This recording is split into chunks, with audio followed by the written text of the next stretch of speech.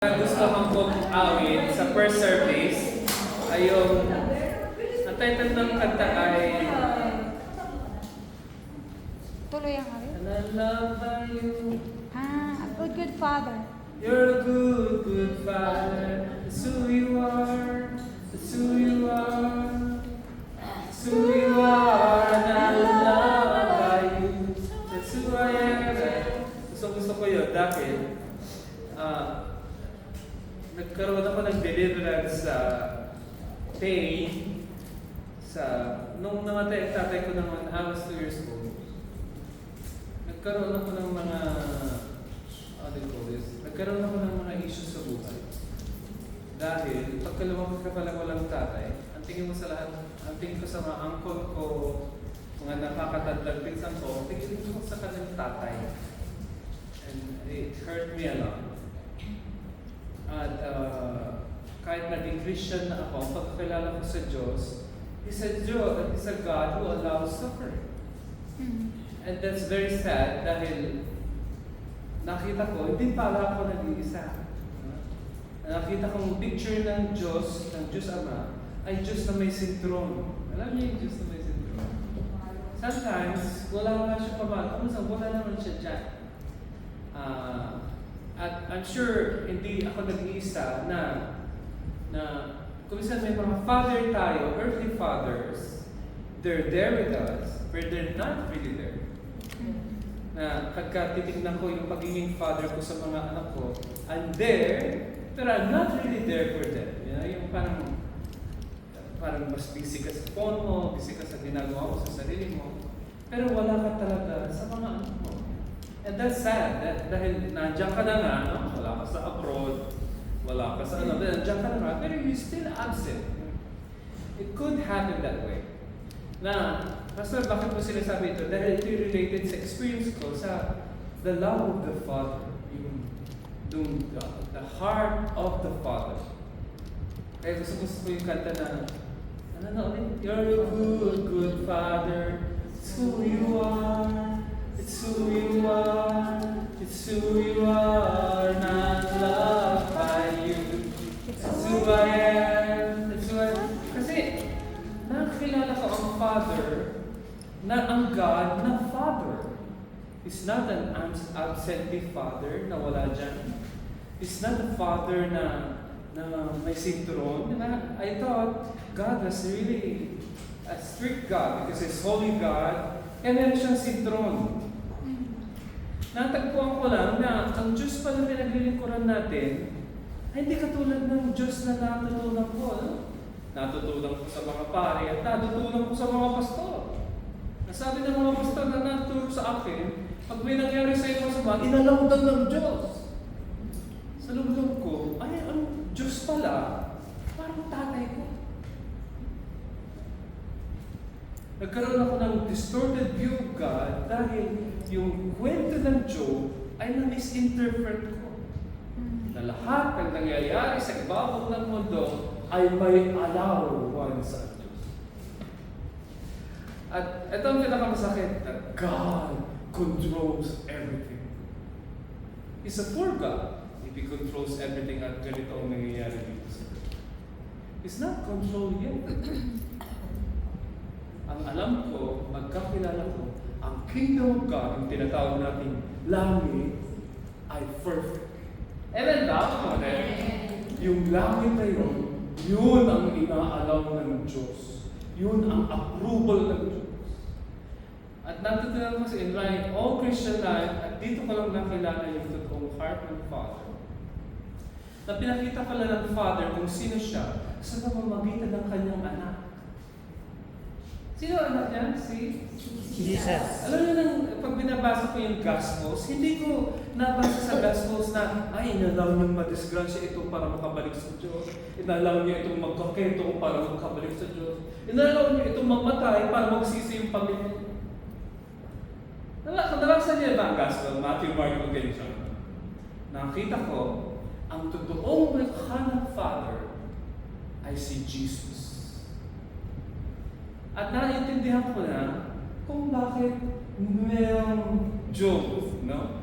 Pinakamahirap sa totoo lang, ayaw ko i-preach ang Job. dahil it goes against my doctrine, it goes against what I believe. I believe in the loving heart of the Father. At marami sa ating mga kapatid, hindi tayo nakaranas ng totoong love ng Father. At bakit attractive ang gospel? Bakit ang mga tao ay na-attract kay Jesus? Dahil ibang Jesus, ibang Father ang pakilala ng Jesus. Si Jesus ang pinakilala ng Father, Diyos na nagpapagaling. Amen ba? Diyos na nagmumultiply. Nagmumultiply yung, alam mo yun, 5 loaves and 2 fish, makakainin niya 2,000, di ba? Ang Diyos na nakilala ko kay Jesus Christ, hindi nag-aalaw ng sakit, nag-aalaw ng bulutong, nag-aalaw ng ketong, nag-aalaw ng pigsa. Ang Diyos na nakilala ko sa mukha ni Jesus Christ, nagpapagaling, nagpo-provide, nagpapatawad, nagmamahal, naghuhugas ng paa ng mga makasalanan, mga alagad. Ang pagkakilala ko sa Father, nung makilala ko ang heart ng Father, dito sa Israel, hindi ko nakilala ng mga nagturo sa akin sa Pilipinas, ang mga pastor, mga pare, sabi nila, ang Diyos daw, naalaw niya lahat. God is in control. Gusto ko mag-amen, ano? It sounds nice. But God is not yet in control. Ang pagkasabi ng Revelation, the kingdoms of this world will become the kingdom of God and His Christ. Ano ibig sabihin? Ang kaharian ng mundo ito ay magiging kaharian ng Diyos. Ibig sabihin ngayon, di ba siya nag-ahari sa earth? Ano ka? O malabo? Napakahirap kung it takes for me a revelation until matanggap ko yung katotohanan ito. Dahil parang it goes against the grain ng lahat ng mga nagturo sa akin at mga kakilala kong pastor. Ang Diyos ay nag-control sa buong mundo at lahat ng nangyayari inaalaw niya. He's a very bad God. And that's not the God I met in the person of Jesus Christ. At tanongin niyo ako kapatid, bakit ako nagsiserve sa Lord? Hindi dahil sa reward. No? Sama na rin yun, no? Gusto ko din ng reward. Gusto niyo ba ng reward? Yes. Akala ko, wala, no? Sama na rin yun, yung pagsiserve sa Lord ng reward. Kailangan ako ng Diyos yun, ano? When you become faithful to the Lord, ay reward ka niya. Katulad ng kay Job, di ba? Si Job ay naging tapat ba? Until the end? Naging tapat si Job until the end. Pero makita natin na mas naging tapat ang Diyos sa kanya. Patuloy siya ng patuloy.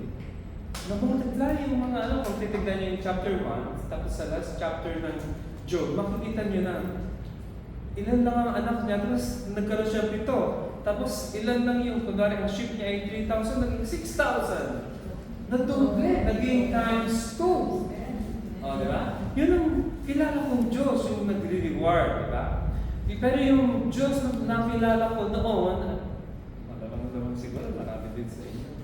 Ang pagkakilala niyo sa Diyos ay inaalaw ang lahat ng nangyayari sa mundo. That's not true. I wish I could say that it's true. God is not yet in control. Not yet. Ang Diyos, nakaupo sa trono. Ang ibig ko sabihin, pagka sinabi kong ang Diyos ay, when they say God is sovereign, ang ibig sabihin, nasa Kanya yung huling bara. At ito, tupuan siguro. Kunin ko na rin, alala ko yung mga. Nasaan ako?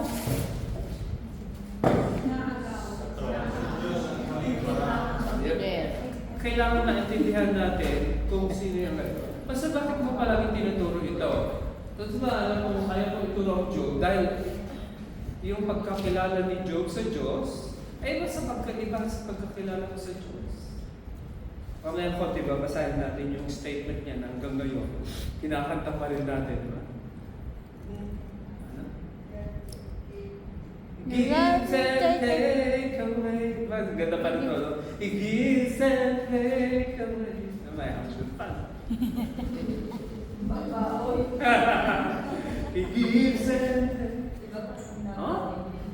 Bibigay tapos kukunin niya? Ayun ba ang Diyos na nakilala nyo? Bibigyan ka ng anak at kukunin niya sa iyo anak mo? This is the worst God that I can do. Grabe yung heart ni Job, ano? His understanding of God is more. Yung ba ang Diyos na nakilala nyo? Bibigay siya tapos kukunin niyo din? Tahimik sa Baptist Church na ito. Dahil Baptist yung preacher natin kanina. Nandito ba kayo? Kasi pagka hindi mo naintindihan kung sino ang Diyos, you have problem with intimacy with God. Hindi ka magiging malapit sa Diyos na kinatatakutan mo. Amen ba, mga kapatid? Hindi ka magiging malapit sa isang tao na kinatatakutan. Amen ba?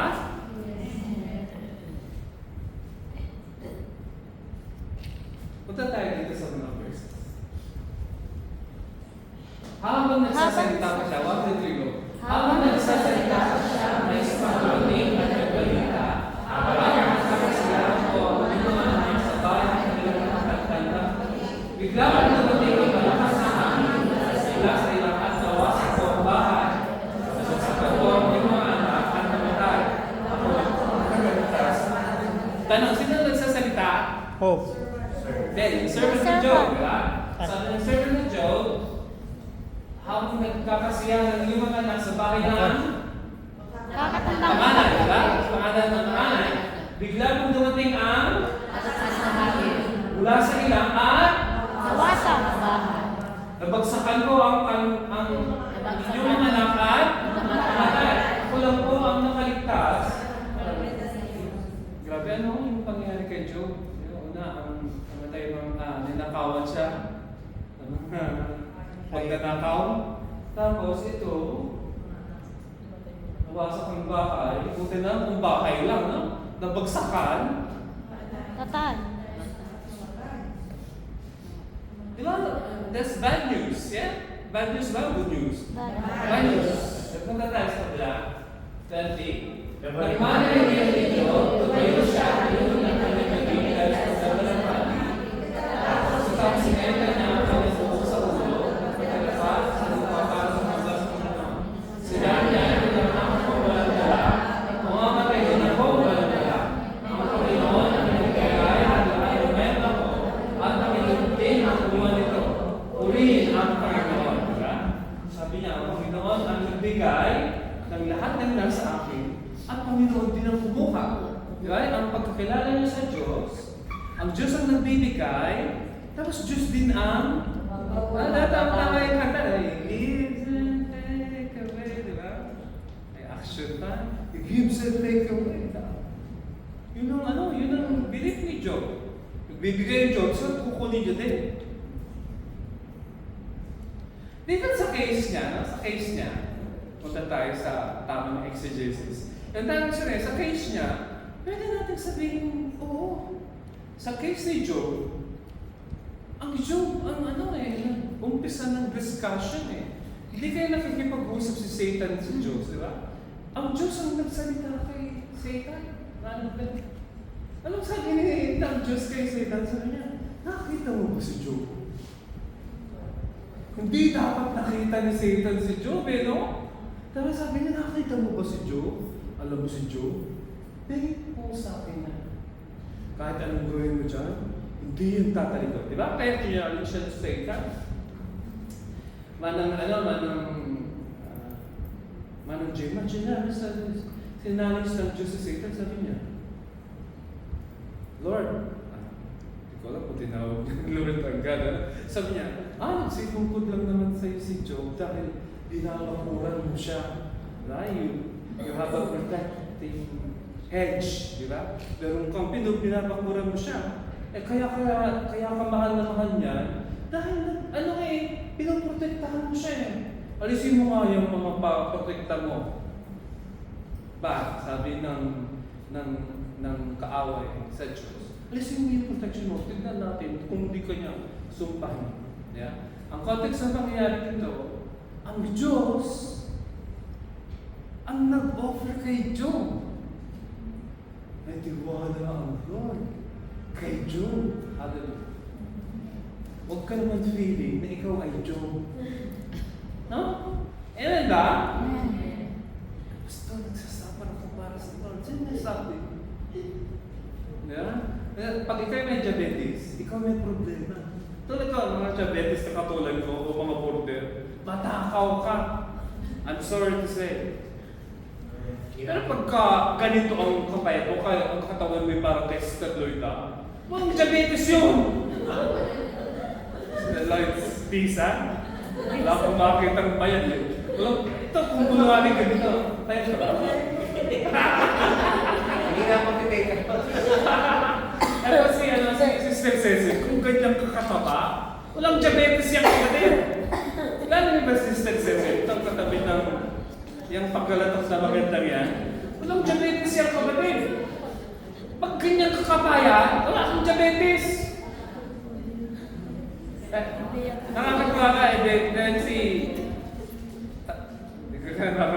May nagsasabi sa akin na, ay, basta pagka ako'y nag-1 meal a day, bumababa yung sugar ko. Siyempre, hindi pa kakain eh, hindi pa baba talaga.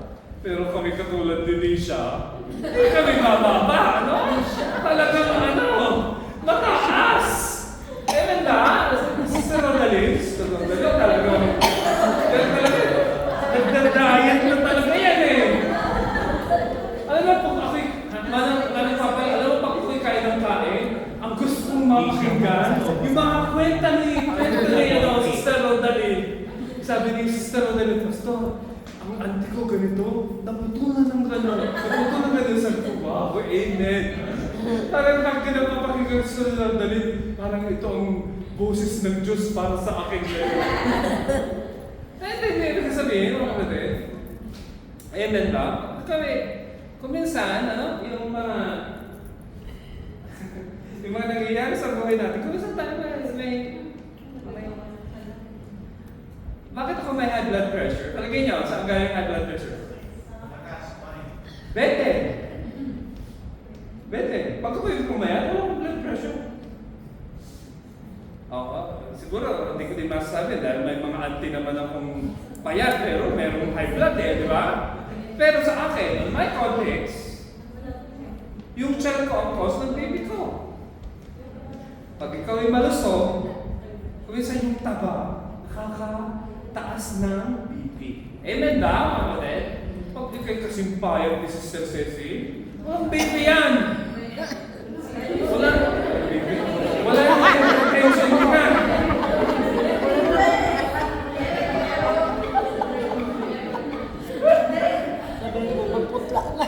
Diba? Walang hypertension yan. Ganyan kabayaan. Walang hypertension yan. Sigurado. Ang Panginoon ang nagbigay. Sino tukoy niya ang nagbigay? Panginoon. Sino ang binigay? Oo, di ba? Ang Panginoon nagbigay at siya din ang Kumuha. di ba? Meron akong pastor na nakakilala, sabi niya, pag namatay daw, ay kinuha ng Diyos. Ano ba? Ang alam ko, pag namatay ako, mamigay na yung aking katawan. Di ba? Not necessarily kinuha na ako ng Diyos. Tama ba, Johan? Di ba kuminsan namamatay ang tao? Dahil kuminsan, pag hindi ka nag-stop, look and listen at maraming dumadaang mabilis. Patay ka. Napapaagal ka talaga. Di ba, Johan? Kunwari, ang daming dumadaan, tapos red. The Lord will protect me. The Lord will protect me. Napapaagal ka talaga. Di ba? Meron akong pinanood ni Pastor Melody na may namatay na mukbang vlogger. Vlogger. Yung vlogger, pag kumakain ng baboy, na baka, utak ng baka, June 1 siya kumain ng baka, June 10 patay. Ang ibig sabihin ng kapatid, sabi ng mga, hindi daw. Sabi ko, may connection yung kinain sa pagkamatay. Kaya mamaya may kainan, isipin mo uli, no? Sabi ng pastor, pagka yung kinain, ha? Ito. Anong pangalan ng katabi mo dyan?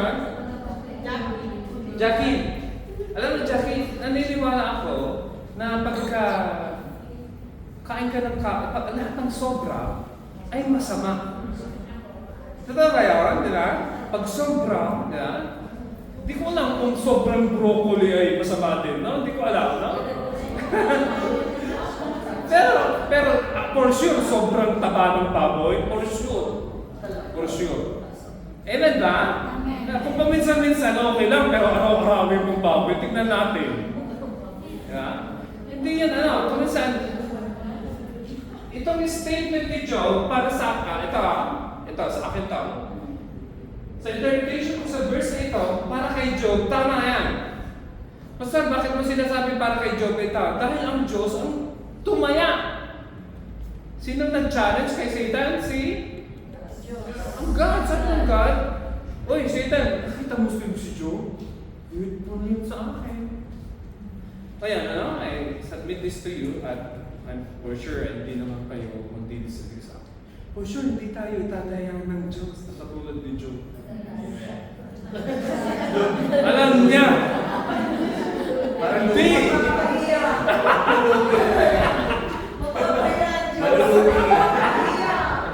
Dahil hindi niyo ibig sabihin, for sure hindi tayo tataya ng Diyos. Amen ba? Amen. Amen. Punta tayo sa susunod na verse.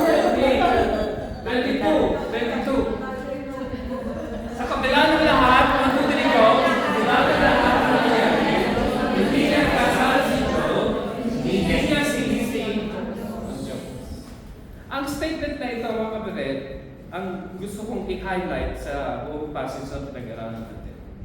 Dahil pag binasa ko ang buong, kababasa ko ng buong Job, nasa Psalms ako ngayon, kung meron kang bagong reading plan, meron ako nasa Job na ako, nasa Psalms na ako ngayon. Katatapos ko ng Job, I think a month ago. At nabasa ko ang Job was not righteous at all in his speech. Basa ko ang buong Job, hindi ko alam kung nabasa niya na. Si Job, sinisisi niya kaya ang Job. Sinisisi niya. He was trying to, anong ginagawa ni Job? Sinasabi niya sa mga kaibigan niya, dahil yung mga tatlong kaibigan niya, sabi ng mga tatlong kaibigan niya, ano pa alam mo? Kaya ka pala maganda. Kasi kapangalan mo ang asawa ko. Mga Melody magaganda. Si Melody, ito, wala tuloy ako. Nasaan ako? Job ay nakasala. Yung tatlong kaibigan niya, ang sabi kay Job, alam mo kung bakit ka nagkamalas-malas? Nagkasala ka sa Diyos. Ang sabi ang turo kasi ng Old Testament noon, pagka ikay sinumpa ng Diyos, di ka magkaanak, o maraming mga bagay na nangyari sa iyo. Ang sabi ng Old Testament, ikaw ay sumusuway sa Diyos. Kaya ikaw ay pinarurusahan ng Diyos.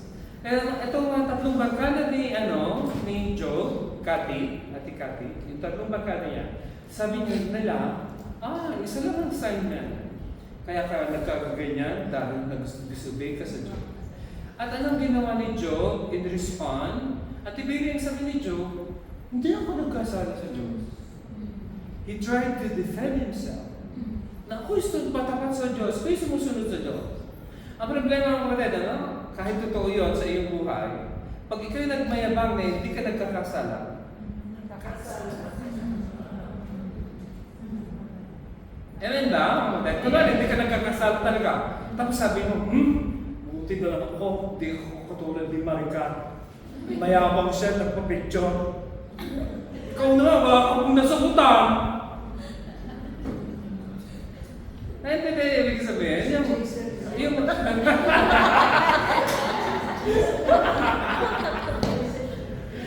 ibig sabihin, yung self-righteous ka, yung akala mo lahat ay nagkakasala, ikaw ay hindi, kasalanan nyo.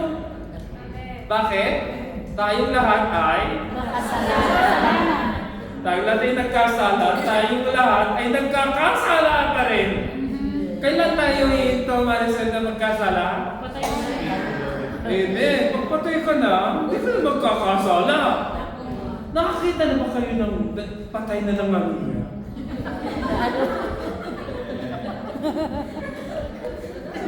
Ate Ao, nakakita ka na ba ng patay na ng movie? Ang alam ko, Sister Carol, patay na ng malapit. Pero hindi, totoo, ang patay, again. To be absent from the body is to be present with the Lord. Say it with me.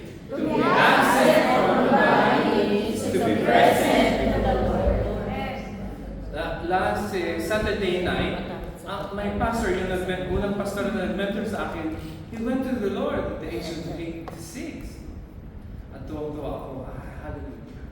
Graduate na si Pastor Herman. Tuwag-tuwa ako, hindi dahil siya tumatay. Nagsasabi.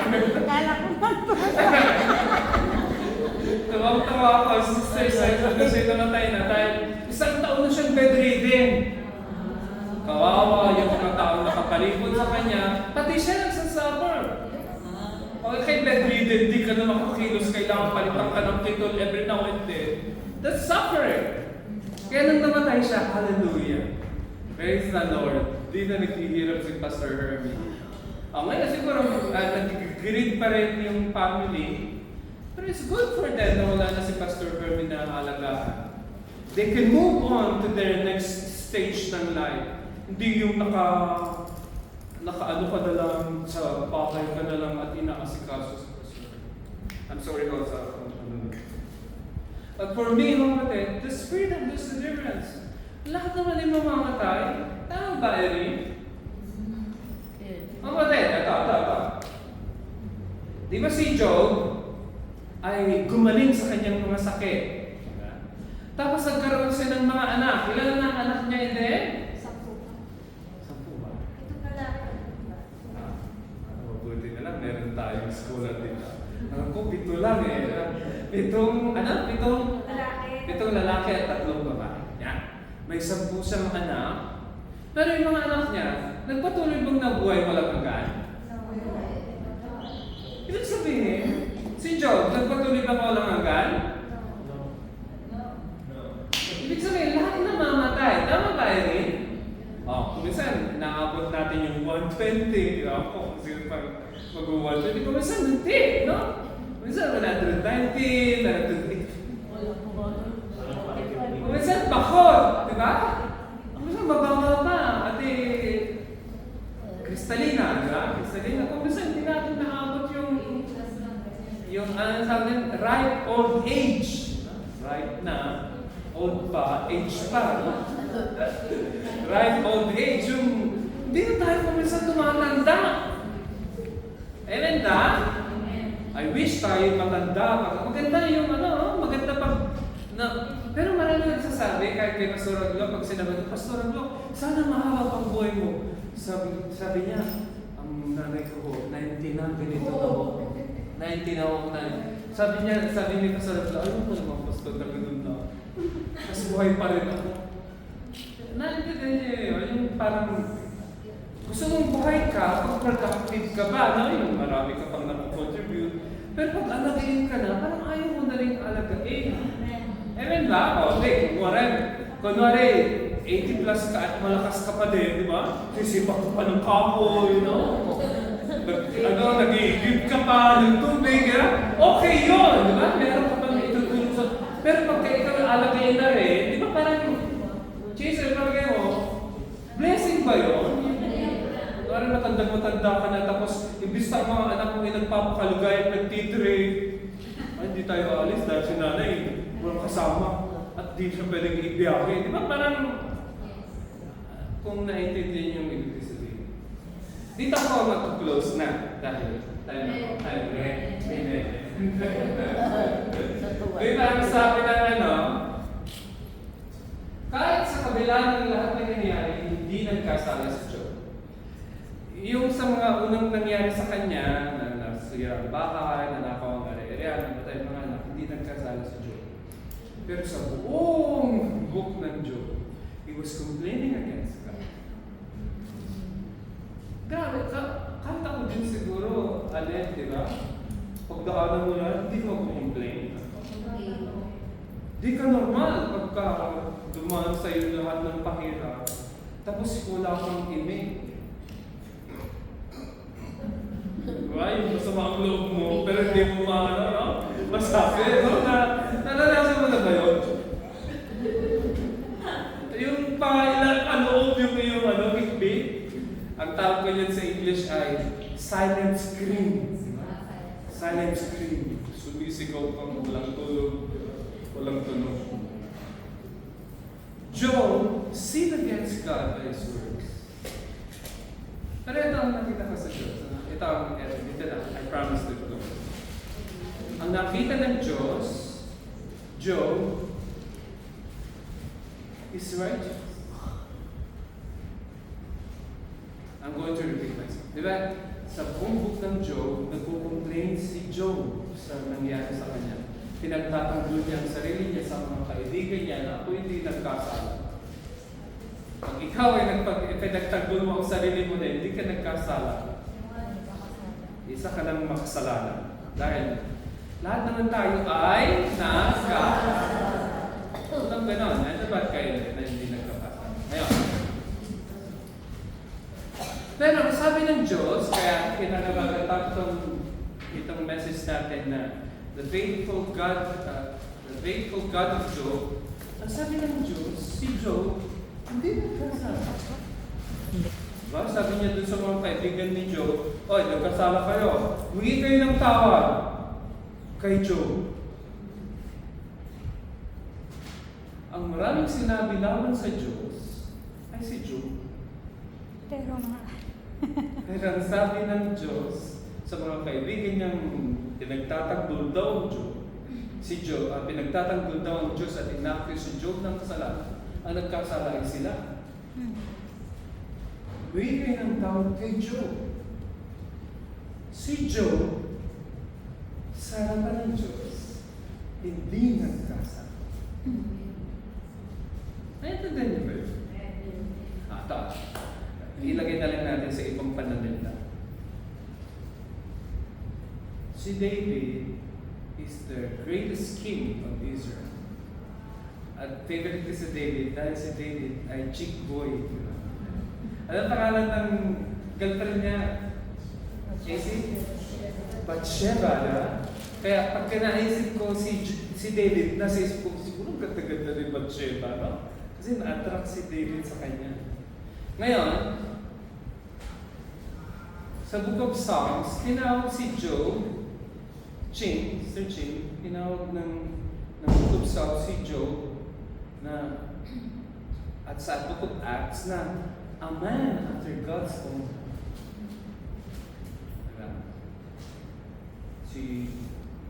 Nung nagkasala si David laban kay Bathsheba, ay sunod-sunod ang malas sa buhay niya. Ibig sabihin, may consequence yung sin niya at nag-suffer siya sa consequence ng sin. Pero sabi ng Diyos, David is a man after my own heart. At pagka, kumisan, I would delay. Sabi, this is wrong. You don't call David a man after God's own heart. Dahil he sinned. Nag-enjoy siya sa temporary pleasure with Bathsheba kaysa pangatawanan niya yung kanyang pagiging righteous. Pero sabi ng Diyos, David is my man. Ito nakita ko mga kapatid, na pagka ang tingin ng ibang tao sa iyo ay makasalanan, pero ang tingin sa ng Diyos ay pinatawad, ang Diyos ang mas tama. Amen. Dapat po ako mga kapatid na kahit anong ibigay sa ating title ng mundo, as long as ang Diyos ang nagsabi sa atin na hindi tayo nagkasala, that's all that matters. Tama ba, DJ? Yung sinasabi ng Diyos patungkol sa iyo, ang totoo, hindi yung sinasabi ng iba. Kaya kung naman makakapagsalita si Job at makakapagsalita si David sa akin, sabihin ni Job, Alan, nagkasala ako. Pero sabi ng Diyos ako yung pinatawa. Sinong mas tama? At tawag natin dyan, kapatid, sa Bible School, tawag natin dyan ay justification. Justification is an act of God whereby He declares the sinner righteous in His sight through the merits of Jesus Christ. Ibig sabihin ng justification o yung pagpapawalang sala ay ito ay gawain ng Diyos na tinatawag ng isang makasalanan na matuwid dahil sa makasalanan ito ay nagtiniwala sa ginawa ni Jesus Christ sa cross. Wala na ba yan? Nung si Job ay tinawag na hindi nagkasala at si David ay hindi nagkasala, hindi dahil sa kanilang mga ginawa. Dahil sabi ng Diyos, naninis na sila. Ngayon, ito ang natin ako. Pag nilinis ng Diyos, hindi mo masasabing makasalanan. Tama ba na? Ibig sabihin, yung ating katuwiran ay hindi atin.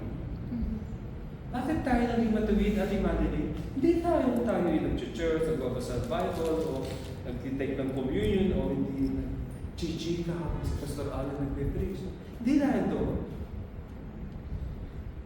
Ako'y matuwid dahil inalis ng Diyos yung aking maruming damit at sinuotan ako ng garment of righteousness.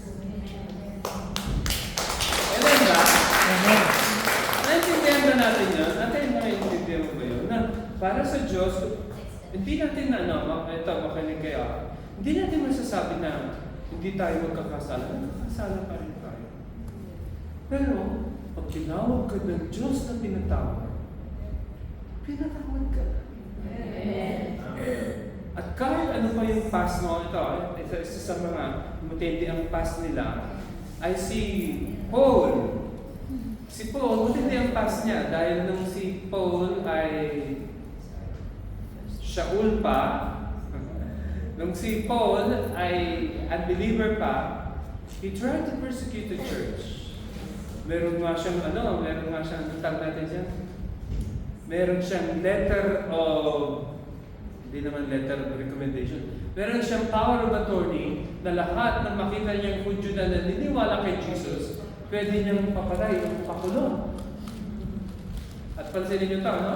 Kahit na napatawad na si Paul, sabi niya, tingnan niya na rin sa sarili niya, I'm the worst of the sinners. Hindi siya na makamove on dun sa ginawa niya, yung past niya. At siguro ganoon din tayo, no? Kung may mga pait tayong past, minsan din natin tayo makamove on dun sa past natin.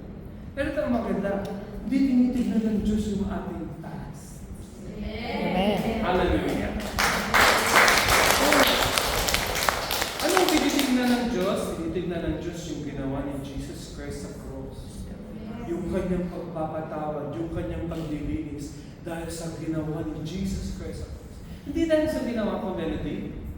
Hindi dahil sa ginagawa ko ngayon kaya ako pinatawad.